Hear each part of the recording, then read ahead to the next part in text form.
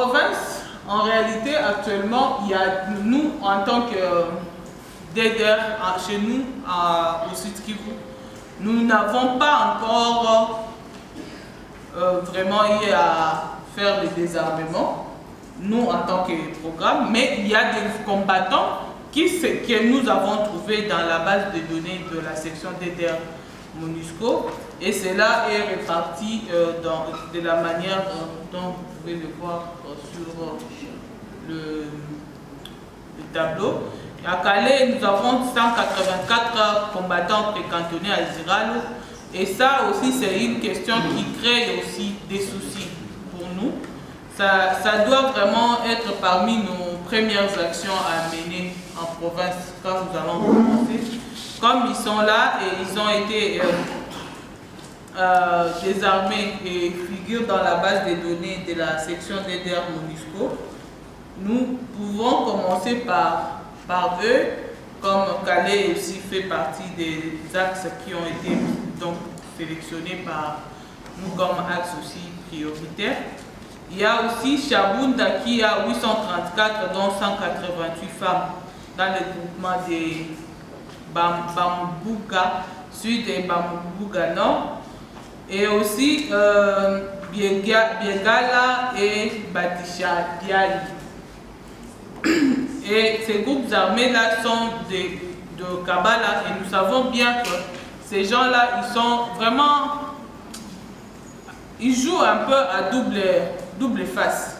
C'est à nous maintenant actuellement d'être très vigilants et clairvoyants en essayant un peu de commencer par leur prise en charge pour que qu'ils ne puissent pas encore écouter les tireurs de ficelles qui sont en train de pouvoir chercher à tourner la carte.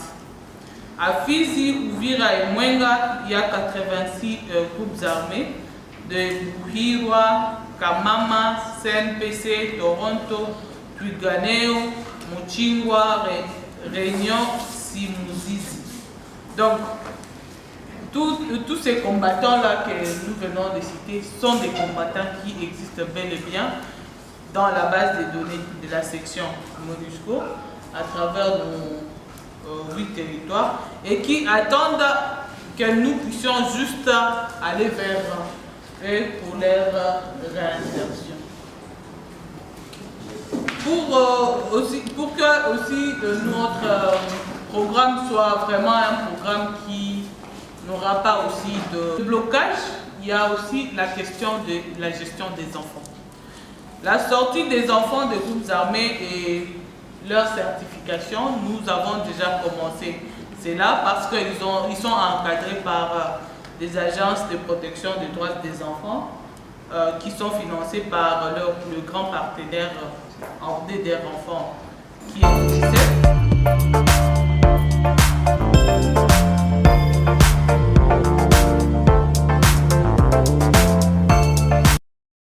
En termes des nombres de groupes armés, nous sommes à 89 groupes armés locaux et plus ou moins 5 groupes armés étrangers. Donc chaque fois il y a un dynamisme, une scission. Aujourd'hui on est responsable d'un groupe. Il suffit qu'on ne s'attend pas avec son chef pour que demain on crée aussi son propre mouvement. Ce qui fait qu'il y a une multiplicité. On ne sait pas vraiment répondre à cette question avec exactitude. Combien de groupes armés y a-t-il dans la province de Sud Kivu? Au fait, c'est une cartographie que nous avons actualisée à notre niveau, bien sûr avec la complicité parfois de responsables des groupes armés, mais aussi avec les membres des communautés, les leaders communautaires. Je voulais rentrer par la suite sur les difficultés. En tout cas, ils sont sérieuses par rapport à la prise en charge des rendus qui sont actuellement précantonnés à Ziralo. Ils sont à 184 plutôt depuis le 22 décembre exactement 2021 où ils ont été précantonnés là-bas.